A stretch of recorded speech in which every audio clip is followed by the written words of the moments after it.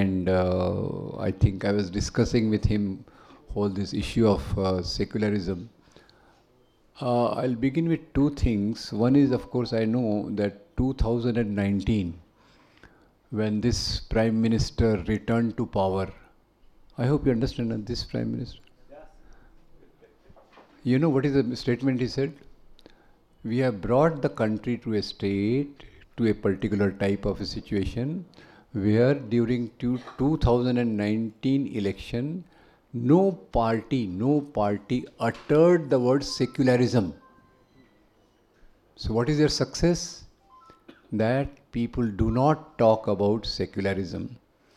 So it is in this context that I congratulate Sundaraya Vigyan Kendra for using the word secularism, and this is something which we have to preserve, fight for, because secularism is not a word, it's a value. It's a other side of democracy. Please note, democracy and secularism are two parts of the same coin. Second thing, I'll say right in the beginning, that the very values of our constitution or any democratic revolution, that is liberty, equality, fraternity, they are rooted in the word secularism. So when your Prime Minister, our also, says that it is a success for them that people did not use the word secularism, actually it is a frightening prospect. It's a frightening prospect how the other of secularism is communalism. Communalism, as such, of course, communalism word has been used in the global scenario in various ways. There is some good way also. Communal word has a very positive meaning, that you are doing something positive for the community. There is COVID in the society. You are working to alleviate the suffering of the COVID patients, COVID people, COVID families. That is communalism. But this is word unfortunately restricted only in the, this is a luxury enjoyed only by the European countries.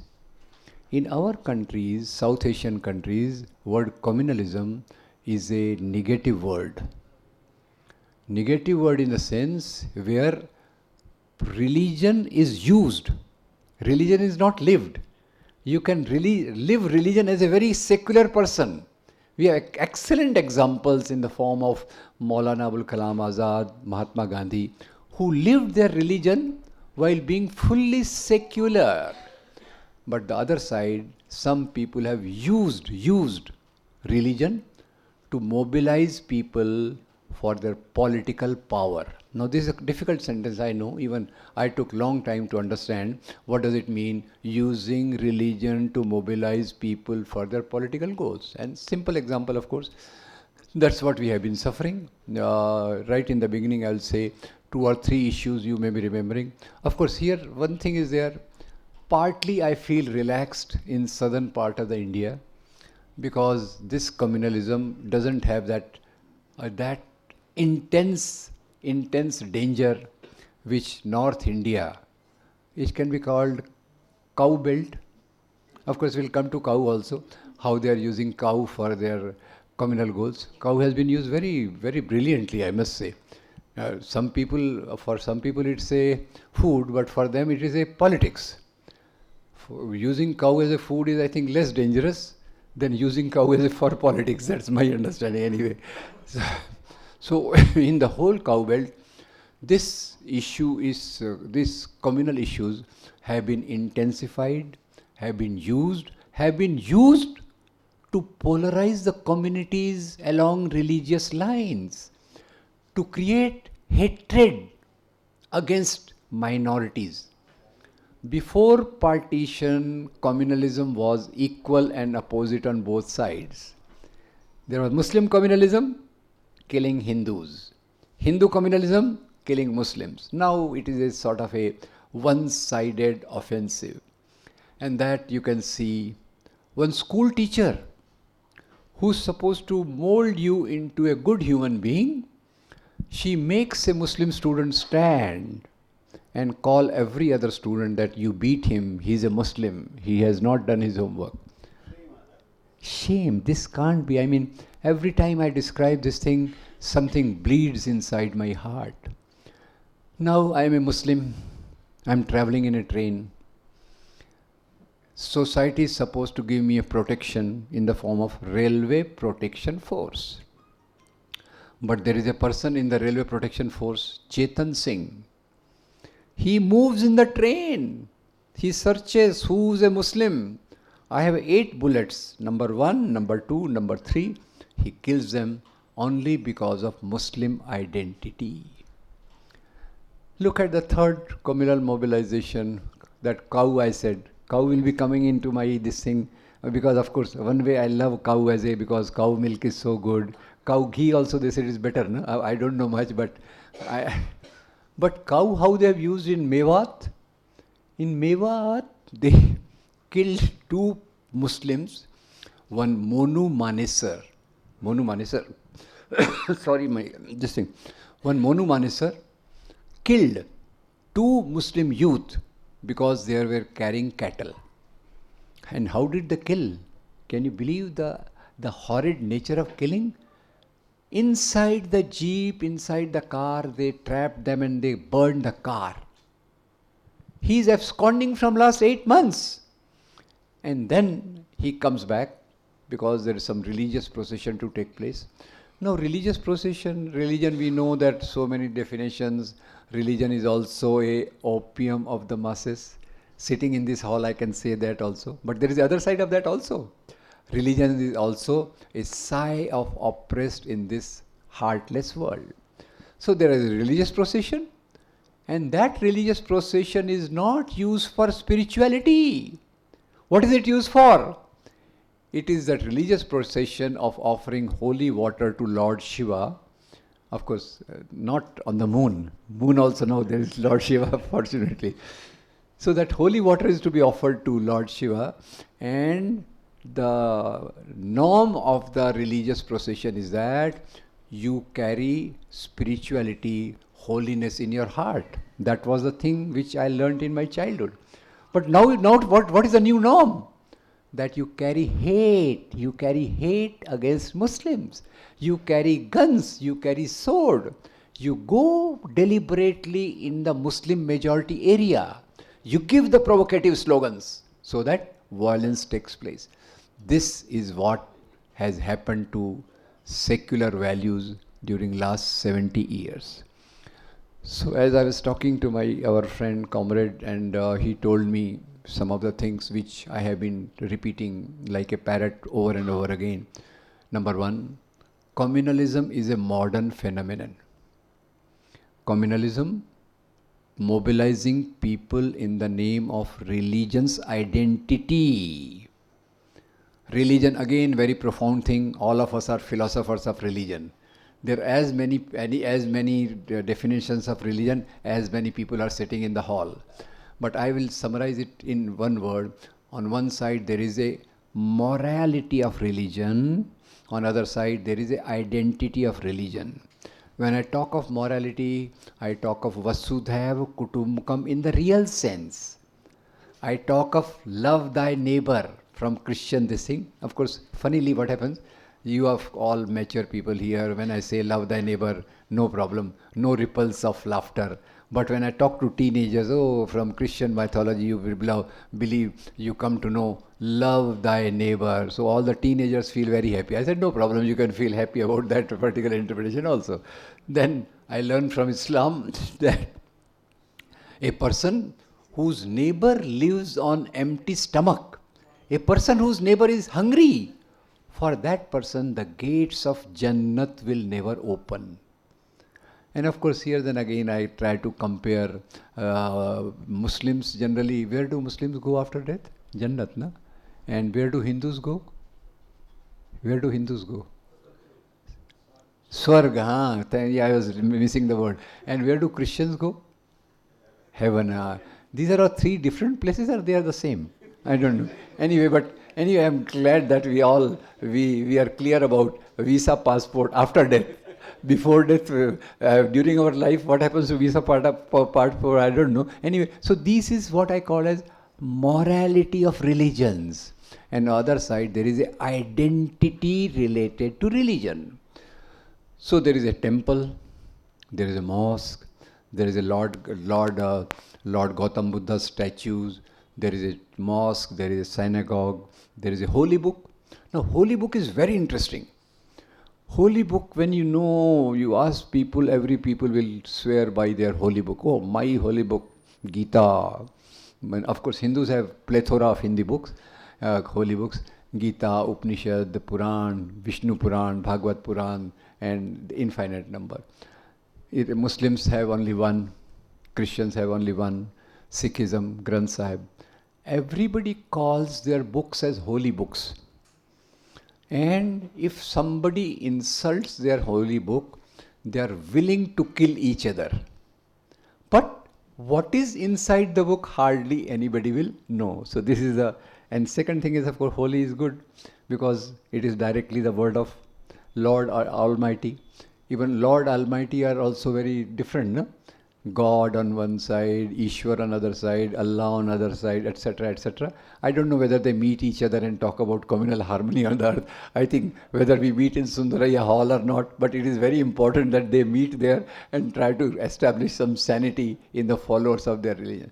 So, religion's morality, religion's identity. I just feel like saying that maybe India has a glorious tradition of sant. When I talk of sant, I have to be very careful. I am talking of saints only of medieval times. Kabir, Tukaram, Namdev, Narsi Mehta, Basavanna. You can add a word from Telugu saint, Nizamuddin Auliya, Khwaja, Chishti and all that. Why I am careful about this? Because currently also there are many saints, they call themselves saints, and they are the richest of the people. Poor Kabir had no extra income, so he used to say, I am happy with 2 times meal and 2 clothes on my body. Now these current saints, not only that, they have plenty of wealth, and what other things do, some of them land up in jails also. Actually, all of them deserve to be there, that is another thing. So, I'm not talking of these saints. I'm talking of medieval period saints who propagated morality of religions. And that was also a way of protest. When Karl Marx says that it is a sigh of oppression of the poor people, that's where I see the saint tradition. Saint tradition was never close to power. Actually, it was a protest against the power of the landlord and the kings. So first point is that this medieval society we see, there was a Hindu king, there was a Muslim king, and this is a central point around which communalism got constructed in India.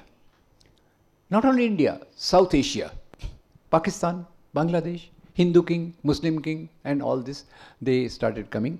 But I was discussing with my friend and we really realized that communalism was not a phenomenon at that time. Power transfer that time was taken by fights with sword within the royal families. It was not that only Aurangzeb killed his brothers to come to power. He is given an example, Muslims so bad, Aurangzeb, he killed his brother to come to power. But we forget that one of the best emperors of India, Lord Ashoka, is Emperor Ashoka. He killed so many of his cousins to come to power because that was a norm. That either you go to the throne or you get thrown out. So this was something which was happening. So kingdoms were a period where exploitation of peasantry to the utmost was there. But kings were not ruling for religion for God's sake. Even an atheist has to say for God's sake to make the thing simply understandable. Kings were not ruling for religion, full stop. 2 examples I'll give. And there, this... we were talking of BJP government. BJP will come in my discourse quite often. Once what happened, unfortunately, BJP government came to power in Rajasthan. And in Rajasthan, when they came to power, they changed the textbooks. These is also, you should be worried how the books are changing and how they are being communalized, Hindu versus Muslim. So that Rajasthan government, the education minister saw that in his school books there is a description of battle between Akbar and Rana Pratap, in which Akbar won, Rana Pratap lost. But for a Hindu nationalist, how can a Hindu king lose? Simple logic. So he made his own history, that in the battle of Haldighati, Akbar lost the battle, Rana Pratap won the battle. I said, no problem. It doesn't affect me. Whosoever wins is their problem. It doesn't affect me. But what affects me is if you show this battle as a battle between Hindus and Muslims. So I can explain to him, Haldighati, Rajasthan, battle between Akbar on one side, Rana Pratap on the other. And when you see Akbar's army ready to battle, Akbar himself is not there. Hello. Akbar himself is not there. Those of us who have been in the grill of services, we know that if you have to take leave, you have to put casual leave, or you have to give a fake medical certificate, etc. But kings have no such problem. He is not there. So who is leading the army? The army is being led by Raja Man Singh. Raja Man Singh. So please answer me. Akbar's army has only Muslim soldiers or Hindu and Muslim both? Both, correct? Now I come to Maharana Pratap. I used to say Rana Pratap, but people objected, hello, because now he is also being presented as a symbol of Hindu nationalism. Can kings be the symbol of nationalism? They are kings. They are part of kingdoms. But currently, of course, anything goes. So Chhatrapati Shivaji Maharaj, my friend was telling me, we are erecting statues of Shivaji Maharaj because he is a new symbol of Hindu nationalism. I will come to Shivaji Maharaj also, because in Telugu, Comrade Govind Pansar's brilliant book, Who Was Shivaji, has also come. Anyway, back to Haldighati. Other side, Maharana Pratap. Maharana Pratap himself is leading the battle on his horse called Chetak. Chetak I reminded because Bajaj gave his scooter the name Chetak so that we identify the speed and things and all that. Chetak. And Rana Pratap had two generals. One was Ram Singh and second was Hakim Khan Sur. 3,000 soldiers, 2,000 under Ram Singh, 1,000 under Hakim Khan Sur. So question is, Rana Pratap's soldiers are only Hindus or Hindu-Muslim both? Both. Both side Hindus are there? Yes, no. Yes, both side Muslims are there? Yes. So is it a battle between Hindu-Muslims or is it a battle between two kings? Two kings. Is it a battle for religion or for power? Power. So I could explain to him and I said, okay, you can make all the Hindu kings win against Muslims. I have absolutely no problem. But the battle was never for religion. Battle was always for power. And then Chhatrapati Shivaji Maharaj, the second great symbol of Hindu nationalism being promoted from Nagpur. Nagpur, I hope you understand. Okay. So Shivaji Maharaj. And here I'm generally fond of making it onto a story, because at one time I wanted to become a story writer. I failed. So I came into this sort of a propagating things. So I make a story out of that. You know, when Shivaji Maharaj's father was not a king. He did not inherit a kingdom. He made his own kingdom, Chhatrapati Shivaji Maharaj. We have to spell fully, otherwise your fate is not good once you leave the hall. Okay, so Chhatrapati Shivaji Maharaj, he was making his kingdom. And when he was making his kingdom, his first battle, please note, first battle was against a king called Chandra Rao More. Hindu or Muslim? Hindu, okay. So when he's expanding, there are two other emperors or kings who are getting disturbed. One is a Nawab of Bijapur, Adil Shahi. Another is Aurangzeb from there. So Adil Shah Nawab sends his general called Afzal Khan. Can you get something in the name? Khan. My name is, not my name, but my name is Khan. Okay. So Afzal Khan. And Afzal Khan comes to Shivaji and says, okay, why battle, man? Let's negotiate. This was a trap. Let's negotiate. Shivaji Maharaj said, okay, we will negotiate. So Afzal Khan said, you come to my tent, but don't bring any armaments with you, because we are going to negotiate, so why have armaments? Shivaji said, okay, no problem, I'll come. He was going. When he was going, his bodyguard, Shivaji's bodyguard, stopped him. Sir, where are you going? Shivaji says, I am going to meet Afzal Khan. Sir, where is your sword? He says, we have a condition that wherever we meet, we will not be carrying any armaments. Bodyguard says, sir, not allowed. I am your bodyguard, please get down. Shivaji Maharaj gets down. Okay. So he asks, sir, what is your height? Shivaji Maharaj says, 5 feet 6 inches. What is the height of Afzal Khan? 6 feet plus or 6 feet minus? What do you think? 6 feet plus. And what is your body size? I hope you can guess my body size. So what is Shivaji Maharaj's body size? Medium.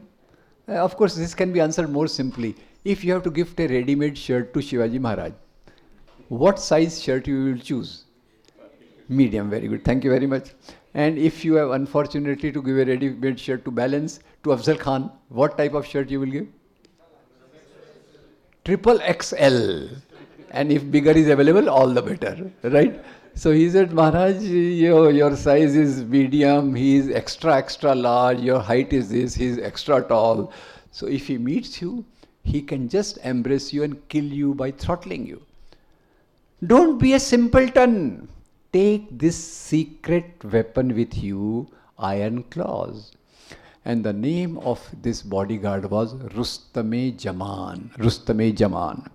Shivaji Maharaj had 18 bodyguards, 12 of them were Muslims. His chief advisor was Maulana Haidar Ali.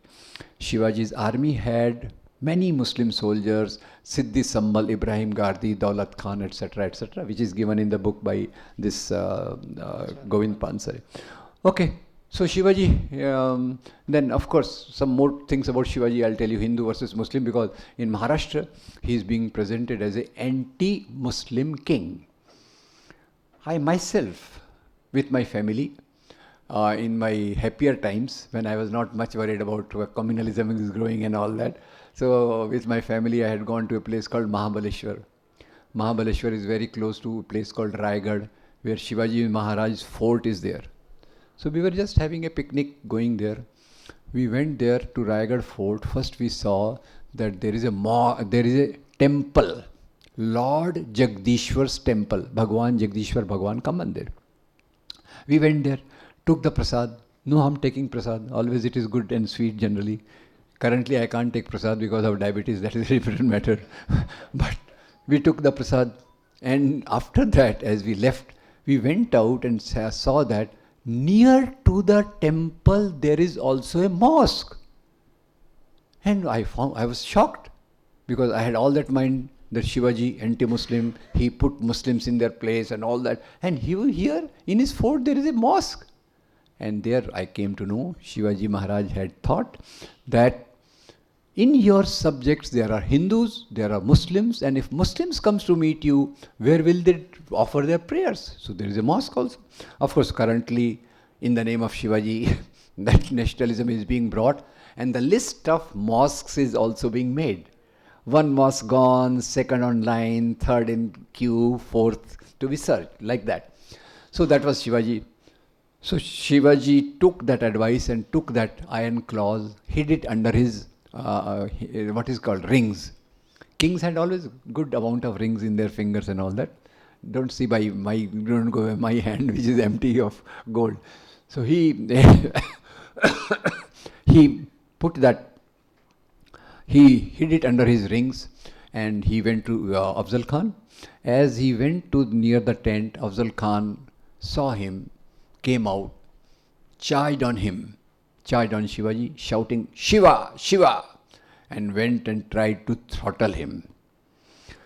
Shivaji brought out his iron claws, put it in his stomach. He gets affected, he gets injured, he falls down. He's dying. And as he's dying, Afzal Khan's secretary, most trusted secretary, comes out, takes out his sword and tries to kill Shivaji.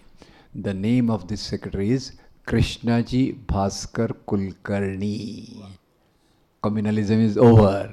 Here there is Rustam-e-Jaman, here there is a Krishnaji Bhaskar Kulkarni. And Shiva is, of course, I can't resist one more story, and that is also related to our Prime Minister.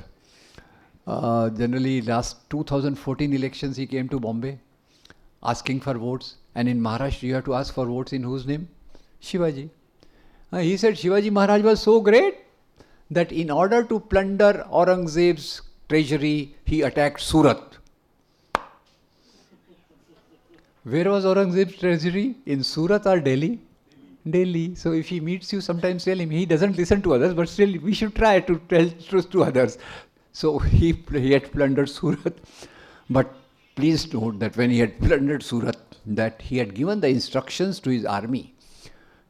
All kings were plundering neighboring areas. Right, wrong? Right, wrong? Right.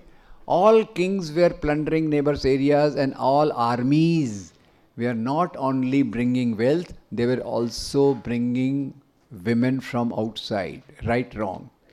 Correct? Now, just be clear that it is not that only Hindu kings did it or Muslim kings. All armies anywhere universally in the world. Wealth and women, these were the two objects of plunder.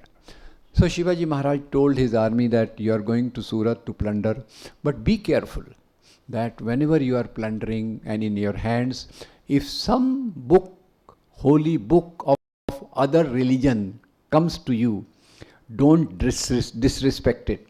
With full amount of honor, give it to the person of that religion. So this is where the king stood. I can go on and on, but basic point is that kings were doing this for the sake of expansion of their territories. So today, the way history has been taught here, taught by parallel streams. Initially, this was not there in the schools. Now it is being brought into the school.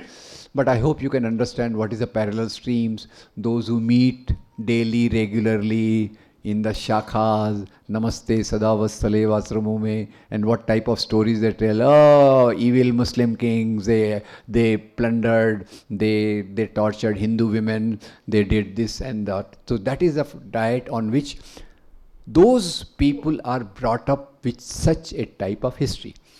Now anyway, this communalism issue, how does it come to India? Communalism issue comes to India. So first point I make clear that communalism is not a question of era of kingdoms. It begins in the colonial period. Now before I go to colonial period, in colonial period I'll need lot of your help if you don't mind. Colonial period, my first simple question is this. When did we get our independence? Too simple a question, huh? 1947. You agree? Thank you very much. Why I ask this question, you know, I am getting quite confused from last year or two because one very big actress rather, she said we got independence in 2014. Since that time I am very confused and I keep asking everybody, so what is slavery of the country? What is slavery of the country? Our Prime Minister in this last speech from Red Fort, he said we were slave from 1200 years. Now I was again, I keep getting shocked. That's why my BP always is on the higher side. So I get shocked. We were slaves from 1200 years. What is slavery? Slavery of the country, two criteria. One, our wealth is plundered out. Now tell me, Babar, Akbar, Aurangzeb, the kings whom they want us to hate, the kings who they want us to hate, did they take away the wealth from here? No. They lived here, yes. Died here, and of course exploited and had a luxurious life like most of the kings. Second thing, when the instruction of the rulers, they are coming from outside. So where were the instructions of this Muslim king coming? Kabul, Kandahar, Makkah, Medina are from nowhere? Nowhere. They were living here, dying here, ruling on their own. And what happened during the British period? So number one, why did British come here? They did not come here for picnic, I am clear of that. Why did they come here? Business, trade. Did they stop at trade? After trade, what they did? They ruled the country. And with ruling, what did they do? They took away our wealth. They plundered our wealth. And this plundering of wealth, brilliantly explained in that book by Shashi Tharoor, The Dark Era of Empire. Excellent. It is not only, we think only that they took our Kohinoor diamond. Kohinoor diamond is insignificant to the type of wealth which they took away. Now, here how communalism comes in. Now, they are ruling here. They are plundering our wealth. So they have to bring some changes which suit them, which also are in tune with the time. So we build up the picture. They have to take away the wealth, for example, from Hyderabad to London. So from Hyderabad to, first where will they take away the things to? Bombay? Bombay is the nearest port, or there is some other port? Anyway, let's take Bombay. Let's go to Bombay. So how was things being transported before the British came? Which is that poor bullock cart. So in place of bullock cart, they brought railways. Fast transport, number one. Number two, British Viceroy is sitting in Calcutta. He has to send letters to his officers. Who were carrying letters before the British came? Pigeons. Excellent. But pigeons, pigeons were carrying the letters, but somehow they were not carrying any letters except love letters. So pigeons don't depend on pigeons. They were horse riders also, but they said pigeons are not going to carry our letters. Horse riders are very slow. So they brought in telephone, telegraph, postal system. So first was rail, now comes in mail. Now third is they bring in modern education. Good job, modern education. And modern education, along with modern education comes in modern judiciary. And where do people land up where the judiciary gives the punishment? Jail, so simple. So what are the three changes? Rail, mail and jail. Okay. Now let me focus a bit on education. Education was the most transforming thing during colonial period. It not only built a new middle class, but it also was taken to Dalits and women. Earlier it was forbidden for Dalits and women to have education. Now Jyotirao Phule comes in. He starts schools for Dalits, and his wife Savitribai Phule opens the schools for girls. Good or bad? Good. And on what ground she was opposed? She was opposed on the ground that you are doing something against our religion. Can you believe it? That you are opening school for girls? This is against our religion. And poor women, she and her colleague Fatima Sheikh, when they were going to school, they were carrying extra clothes with them. Please note, they were carrying extra clothes. Why? Did they also had the habit of changing clothes frequently like our Prime Minister? Then why they were carrying extra clothes?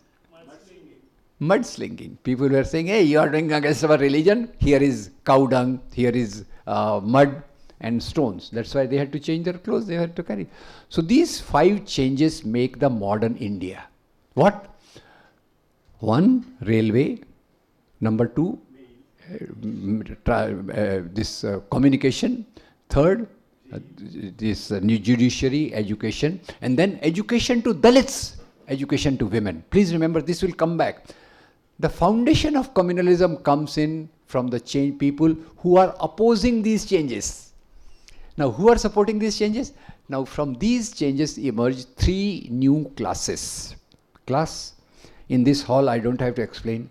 Class is the type of people who do similar type of work. In this hall, at least I don't have to explain. Others I have to explain clearly. Okay. So 3 new classes emerge. Number 1, businessman, industrialist, Tata, Birla, Bajaj, Singhania, Dalmia. Working class. And number 3, modern educated classes. In modern educated classes, add Dalits and women also. These are the 3 classes which we call rising classes.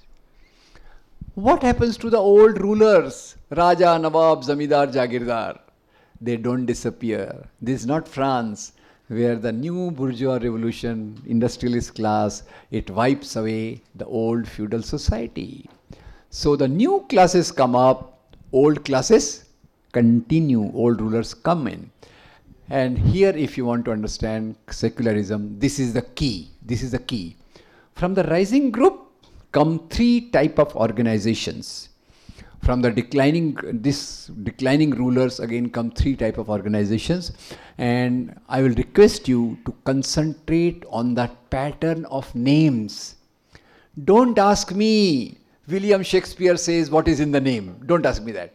Just focus on the names. So from the rising groups, there are three type of organizations. From the declining groups, there are three type of organizations. Try to see the name.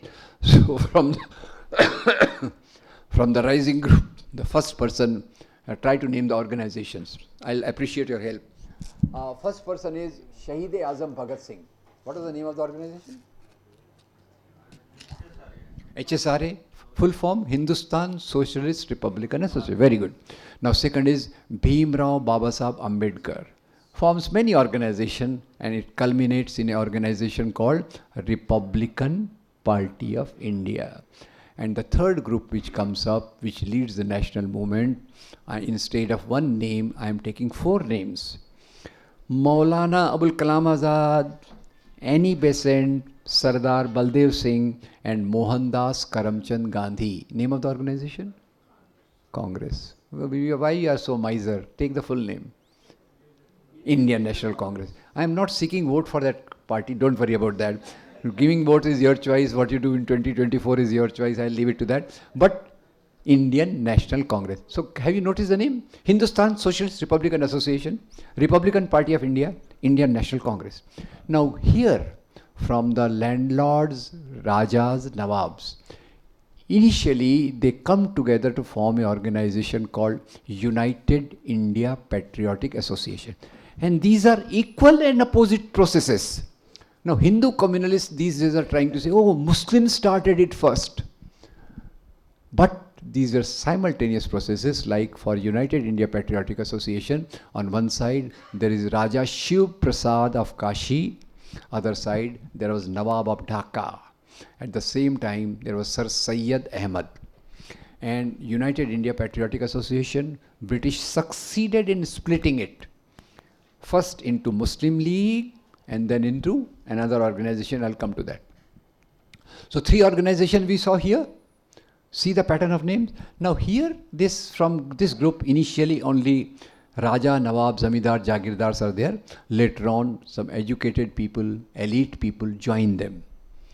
And three names again here I prefer. One is Muhammad Ali Jinnah. Name of the party? Muslim League, very good. Then there is a second person who, of course, you can guess, who was there in Andaman jails. He apologized repeatedly. He was released. He was given a pension of rupees 60 and he pledged his loyalty to the British. What was his name? Savarkar. What party Savarkar joined after 1937? Hindu Mahasabha. Muslim League. Hindu Mahasabha. Muslim League talked about Muslim nation. Hindu Mahasabha talked of Hindu nation. And based on this Hindu nation came up another organization in 1925. Mocking that organization, laughing at that organization, describing that organization, very easy. But confronting that organization, extremely difficult. Can you guess the name? Earlier they were wearing half pants. Now they are promoted to full pants. What's the name? RSS, Rashtriya Swayam Sevak Sangh. Okay. So, can you make the difference? Here, there is all the people. Whole nation is there. Here, there is only Hindu or a Muslim. Politics under the cover of religion. And they come from Nawabs and Rajas. Both. Same. There is no difference. Actually, I call them thick as thieves. And their values. What is the difference between values of these? Values of these. For that, I'll present to you from this side Bhimrao Babasaheb Ambedkar. I can take anybody, but just to understand, because India is not France, so here liberty I associate more with Bhagat Singh. Liberty I associate with Bhagat Singh. Equality I associate more with Ambedkar. and fraternity I associate with Gandhi. That's my way of understanding. I'm not a social scientist, but still I try to dabble into my own way of understanding it. So these are the three values from this side. So how do I see the difference? From this side, I pick up Ambedkar. From this side, I pick up K. Sudarshan. Now, of course, even Prime Minister's advisor, what is his name, that Vivek Devray? He himself is saying, I throw away this constitution, but I am an old-fashioned person, so I am sticking to K. Sudarshan, about whom I wrote an article which is now not available even with me. So, K. Sudarshan, and what are the difference? Ambedkar, for social equality, tries to have agitations like Kalaram Temple. That you call we Dalits as Hindus, permit us to come to temples? Not allowed. You call Dalits as Hindus, we are also human beings. Animals are drinking water from the ponds, permit us also? Not allowed. And then he burns a book. What is that book? What he must have thought while burning Manusmriti? While burning Manusmriti, he must have thought, Manusmriti gives the provisions of slavery for Shudras and women. Manusmriti gives the provision of slavery from Shudras and women. I do not accept it. So I am getting this book burned. Believe me, you. Any fundamentalism, Christian fundamentalism, Islamic fundamentalism, Buddhist fundamentalism in Sri Lanka and Myanmar. Don't be under confusion that there is no fundamentalism in the name of Buddhism. Buddhism also equal amount of fundamental. And every fundamentalism believes in secondary status, secondary hierarchy for workers, Dalits in another way, and women. I'll come to that. There are not too many women in the hall, but still I will explain that their primary agenda is to subjugate the rights of Dalits, workers, women, Adivasi, etc. That is the basic point. So Ambedkar here burns the Manusmriti. Same Ambedkar goes on to become the chief architect of India's constitution, which is now under big threat unless you are able to defeat this party in 2024. It is under real threat. Believe me, you, because the closest advisor of Prime Minister is talking about it openly without any shame. So here is Ambedkar. What is he doing? Burning Manusmriti and building up Indian constitution. And here earlier in 2000, I built this formulation in my mind. We stuck to this, and that formulation was about K. Sudarshan. Have you heard the name of K. Sudarshan? RSS, you have heard. Good. Some have not heard, no? Don't worry. If you have not heard such name, that's also okay. Okay. So K. Sudarshan, what does he do? He becomes Sarasang Chalak, the chief supremo of RSS, and he says, Indian constitution based on Western values. Videshi mulyon pe bana hai. Throw it away and bring a constitution based on Indian holy books. Indian holy books. Which is that Indian holy book which gives the values of society? Manu Smriti. But before I go to this comparison of Ambedkar and K. Sudarshan, K. Sudarshan is right at one way. He says, na, ये भारतीय संविधान, थोड़ा सा हिंदी, भारतीय संविधान विदेशी मूल्यों पे बना है, अपनी देशी किताब ले आओ. I want to ask you, these values of liberty, equality, fraternity, they belong to the West or to the whole humanity? Whole humanity. But he's saying they are based on the Western values. But he is a bit confused actually. He was saying something else. I realized that. वो हिंदी में बोलता हूँ कि एक देशी विदेशी होता है कुछ, वो कुछ शाम को लेते हैं ना कुछ लोग, हाँ वो होता है. बाकी everything as far as science and our values are concerned, they are all universal. But of course, poor fellow, he got confused and he said, ये विदेशी है, इसको फेंक दो वगैरह वगैरह. So friends, this is where communalism comes in. Now, British, in order to rule this country, had already implemented policy of divide and rule. Divide and rule.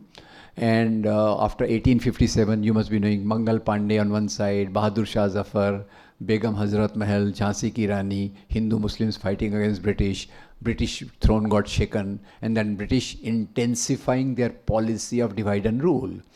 And what do they select for divide and rule? Religion. What are the major dividing points? Hindus, Muslims. Actually, Hindus and Muslims have been closely integrated into each other. Our culture, religious traditions, you see everything, clothes. See, culture is not a static entity. Culture is like a flowing river. There is nothing like native and foreign. I ask a simple question. Of course, Christians, poor fellows, 2.3%, so we don't discuss them, but they are also under attack. But I also, even Christians have contributed some small thing which all of us probably follow.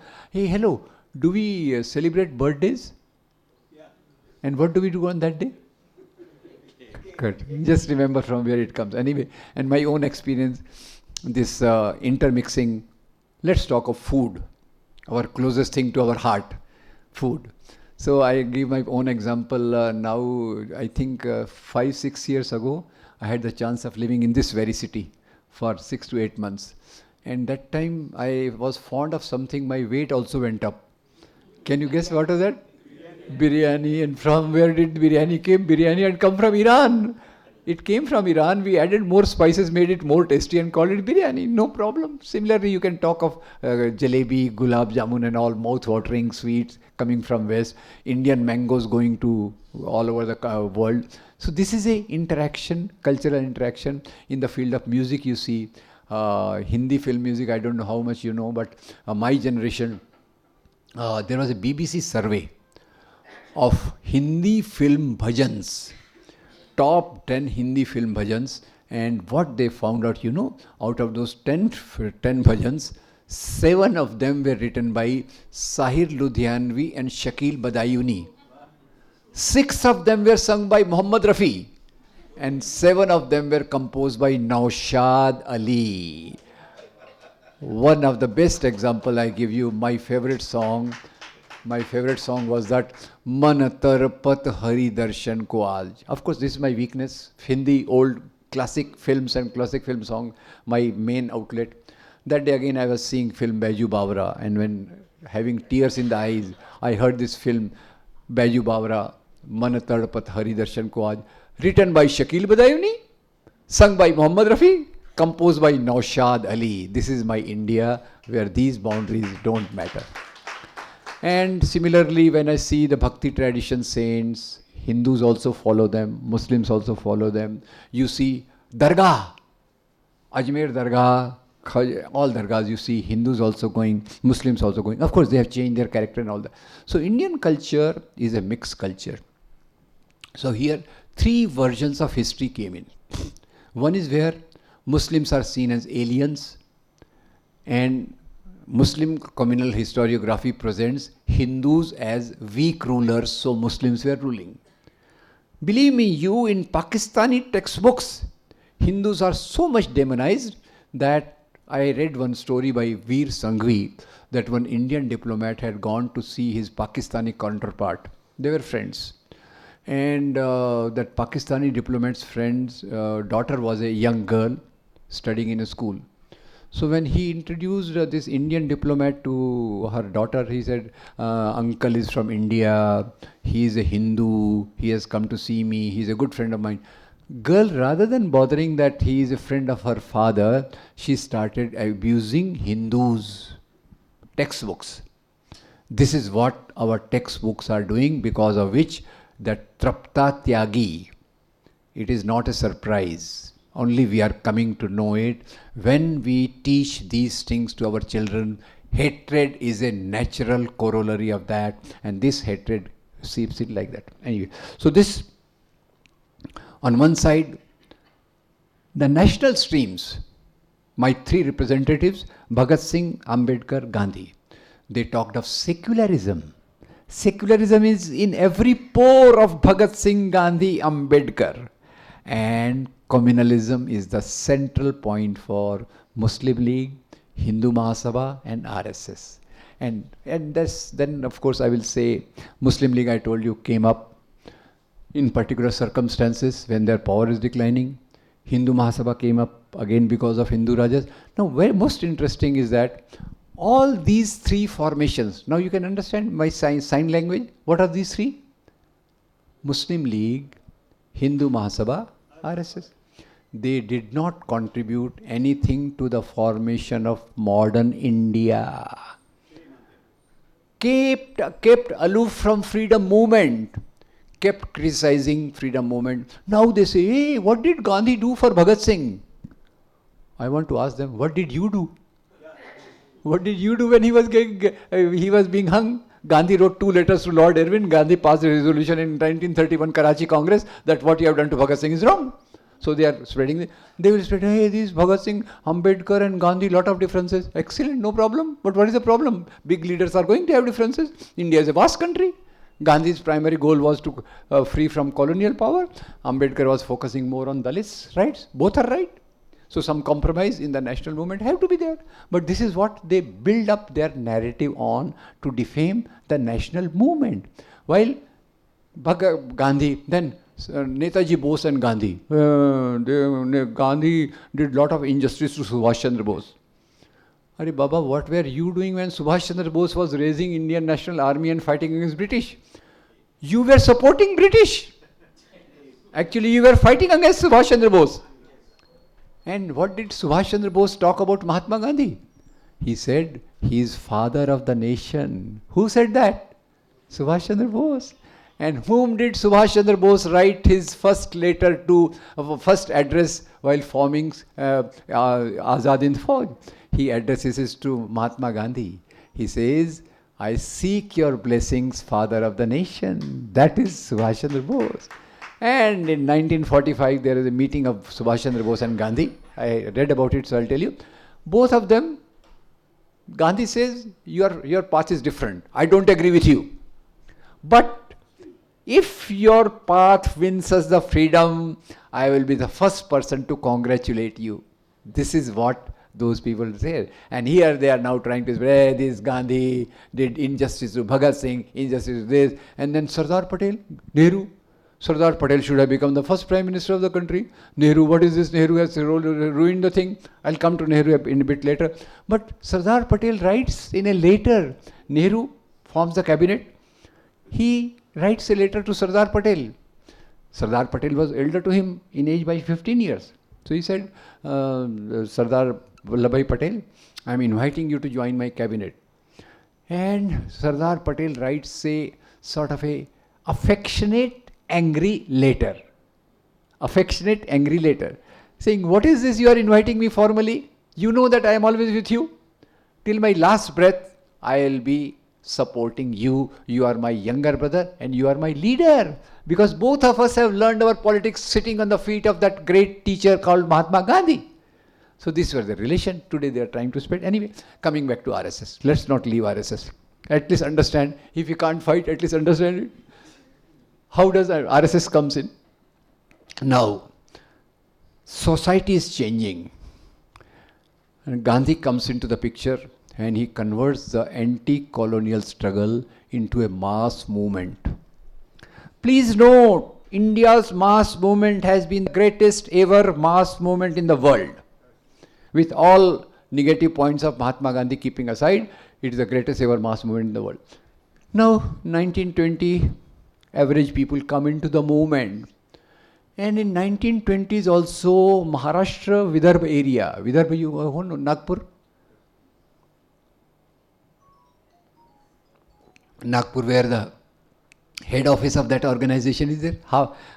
Khaki shorts? Okay. Sorry, brown pants now. I'm an old man getting a lot of problems with my brain. Anyway, so in Nagpur area, Dalits launched a movement against landlords and priests. If you want to learn a word of the feudal society, foundation of the feudal society is alliance between landlord and the priest. Try to learn a word from me if you want. Sorry for that. And there is a word in our Maharashtra called Shetji Bhatji. Lovely word. Shetji means landlord. Bhatji means priest. So the movement was launched against landlords and priests called non-Brahmin movement. So on one side, average people are coming into the politics. So far, Brahminical idea is that only elite are there for politics. What is this average people, workers, women and Dalits, they are coming into the social movement. And on the top of it, Dalits are struggling for their rights. They are talking against the power of landlords and we the Brahmins. So that time, 5 Chitta Pavan Brahmins.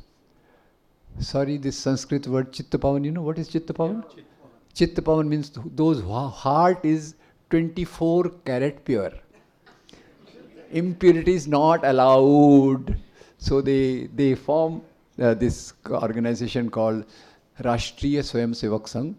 And Rashtriya Swayamsevak Sangh, believe me friends, is very simple to follow. That's why they are rising. That's why our comrades have a problem. With comrades, what is the problem? You want to come to our party. Have you read Communist Manifesto?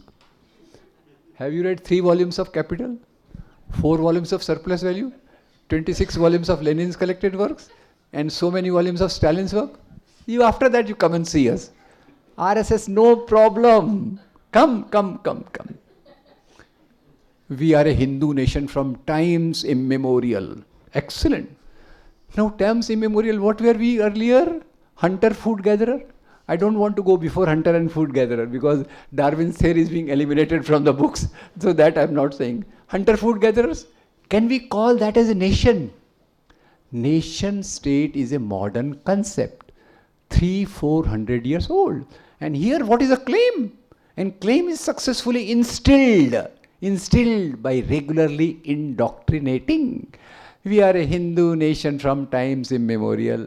Hindu word comes into existence in 8th century as a geographical category.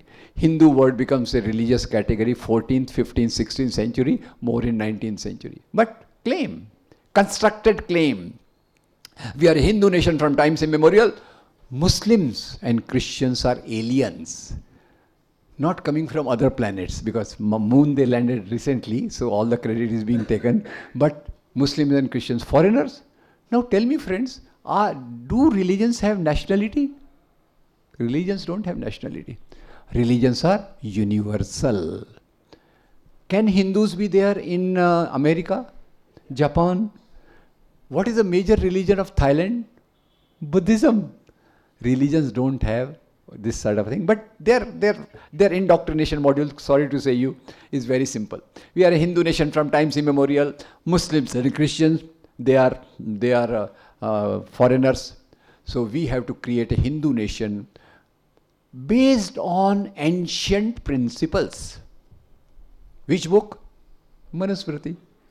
So this ideology stands on 2 feet. 2 feet, 1 foot is against religious minorities, Muslims and Christian. Other foot is to glorify the slavery of women and Dalits. Though women are not too many in the hall, still I'll give a small exercise showing the place of women in fundamentalist ideologies. Taliban, you know what they do with women? And Sinhala, I'm going to study more, I'll tell you later that. So these ideologies, if you want to understand, try to understand, have a bit of a grammar test. What is the full form of RSS? Okay, this is masculine gender or feminine gender? Masculine gender. So women cannot be there. RSS is one of the few exclusively male organizations in the world. Muslim League did not have women members. Hindu Mahasabha did not have women members. RSS by principle does not have women members. But how to make use of women's services? We have to use everybody. So there is another organization for women. Does anybody know the name of that organization? Rashtra Sevika Samiti. Men's organization, Rashtriya Swayam Sevak Sangh. Women's organization, Rashtra Sevika Samiti. What is missing? What is missing? So, what is Swayam? My being. According to every male-dominated patriarchal ideology, Swayam, being of women, is supposed to be in the pocket of man. That's why probably men's shirts have pockets. That's my theory, but it has not been accepted sociologically. Okay, fine. So, this now what is their agenda? Fortunately, I am not recognized as a social scientist, otherwise I had coined a word called Nehru-Ambedkar revolution. What does it mean? That after independence, on one hand, we had the constitution given by Ambedkar, and we had the industrial policies given by Nehru. Right? Nehru's policies. How do I summarize that? Constitution, liberty, equality, fraternity, justice, one side. How do I summarize Nehru? In his own words, while inaugurating Bhakhara Nangal Dam. Hirakud Dam came later, Nagarjun Sagar Dam came later, right? That time, I as a child remember, we did not have adequate food grains. We used to eat red wheat, coming under PL 480 from America, where the cattle also don't eat that, so it is sent to us and we eat.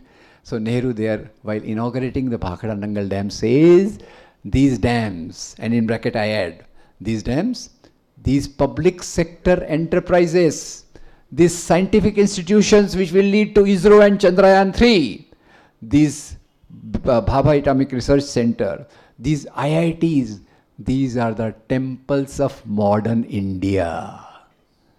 Everything summarized? So what is happening?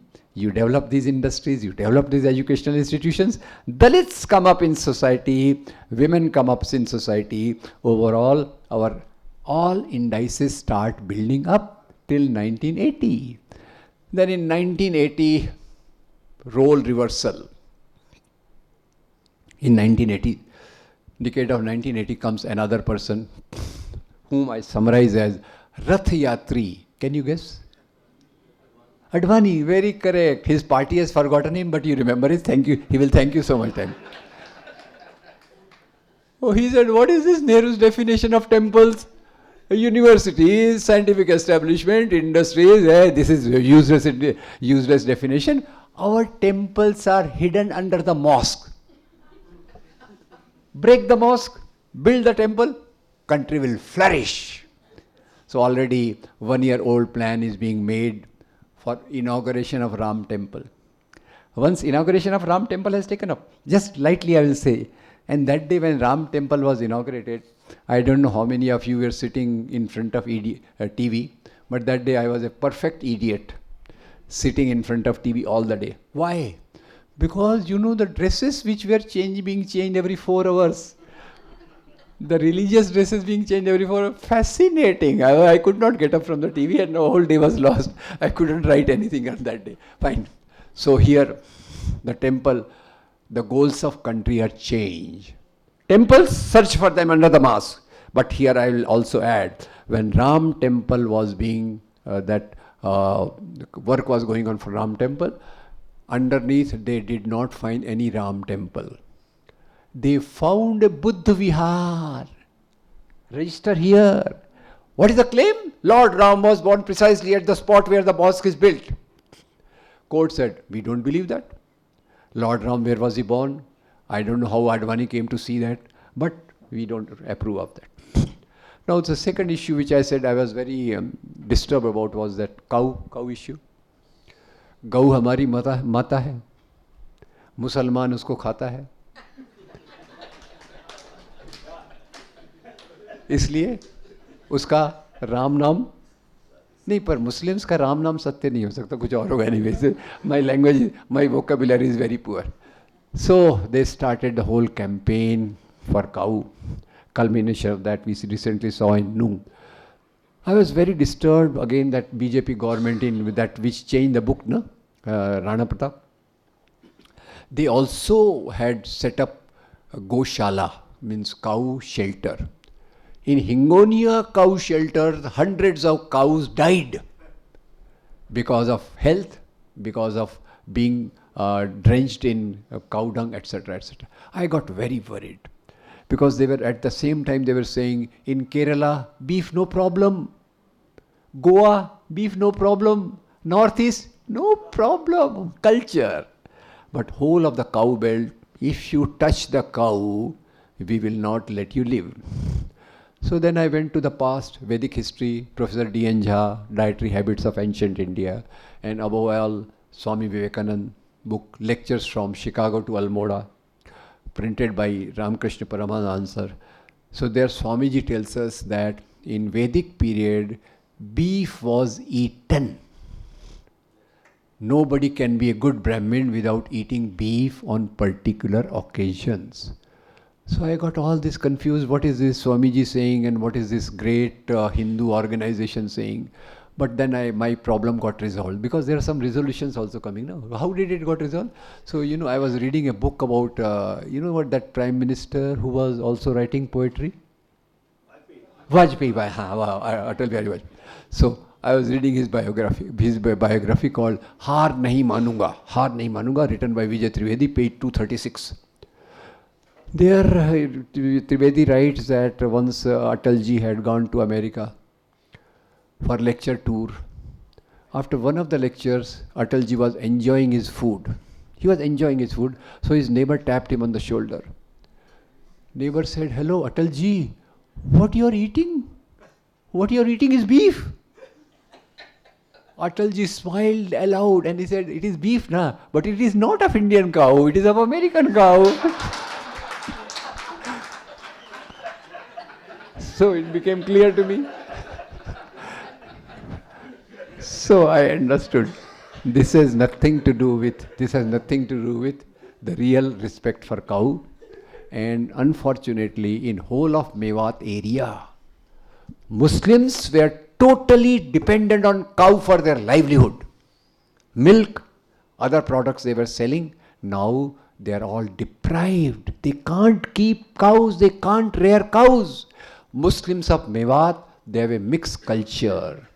And cow is one of the most revered thing for them. But now they can't do their job. Utter poverty. Then they come up with the issue of this love jihad. Love jihad. Everything is a jihad. Corona comes, Corona jihad. So if Donald Trump, he's in jail or out, I don't know. He's out. Yes. So Donald Trump comes. So our Prime Minister welcomes him. Hey, namaste Trump. Then Donald Trump says, Viveka Mundan, something word he utters, and then 2 lakh people, Corona does not spread. But they came to know that some 1,500 people are there in Tablighi Jamaat meeting. They said, Corona came from here. They were making Corona bomb. This is Corona jihad. Then some of the anchor of that black and white, no? I don't know, he made some 15 types of jihad. If Muslim students come top in the UPSC exam, this is UPSC jihad. They build some house, this is land jihad. So all that thing they started saying. And then love jihad. Who will tell them that love doesn't know boundaries? Only those who have heart know this. Others can't know this. Only those who have hearts, they know that love doesn't know any boundary. But of course for them, love jihad is another pretext. So if some Muslim man does violence against live-in partner, they will highlight it. But this violence is a sign of our patriarchal, dirty society. It has nothing to do with religion. Even a Hindu person have done it against their live-in partner. But this, how media has come under control. Now in sum and substance, friends, today where are we standing? Where we are standing as far as secularism is concerned today. This whole RSS business went on, and today there are lakhs of Swayam Sevaks totally dedicated to that party. Thousands and thousands of Pracharaks. Pracharaks is their highest degree, working for them. Then they have floated many organizations, Vishwa Hindu Parishad, Vanvasi Kalyan Ashram, Bajrang Dal. See, the division of labor. Some people sit there, look very gentle and humane, looking as such a nice person. That is RSS. Then those people who come to politics, that is BJP. Then those who talk about organizing religious festivals and trying to say Hinduism, the greatest religion, that is VHP. Then you go to Adivasis and tell them, hey, you are also Hindus, come back, come and worship Lord Ram. Because you are Hanumans. We are Rams, you are Hanuman. So what you have to do? Duty is clear. We will worship Lakshmi Saraswati Durga. You worship Shabari. Clear?